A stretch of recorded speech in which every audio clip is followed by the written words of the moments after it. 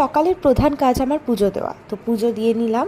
আর আজকে যেহেতু মা থাকবে না বাড়িতে, মানে আমার শাশুড়ি মা আজকে যাচ্ছে আমার মাসি শাশুড়ির বাড়িতে ব্যারাকপুরে, তো আমাকেও যাওয়ার জন্য বলেছিল, বাট এত পরিমাণে গরম না, আমি আর ব্যারাকপুর যাওয়ার রিস্কটা নিতেই পারলাম না। ঝটপট করে পুজো দিয়ে চলে এসেছি বাবার জন্য ব্রেকফাস্ট রেডি করতে, কারণ অন্য দিন না আমার এইদিকে চাপটা নিতেই হয় না, কারণ মা থাকে।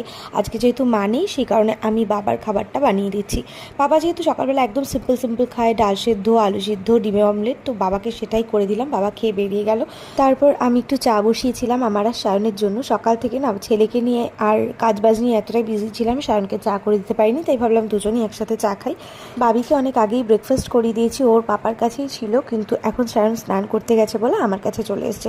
আর এখন না কোনো কাজ করতে দেখলে পরেই এসে আমার কোলে উঠে যাবে বাবি। বাড়িতে না কেউ না থাকলে আমি একদম একা থাকতে পারি না, তাও আবার বাবিকে নিয়ে একদমই পারবো না থাকতে, সেই জন্য চলে গেলাম বাড়িতে। বাড়িতে গিয়েই প্রথমে একটু লেবুর জল খেয়ে নিয়েছি,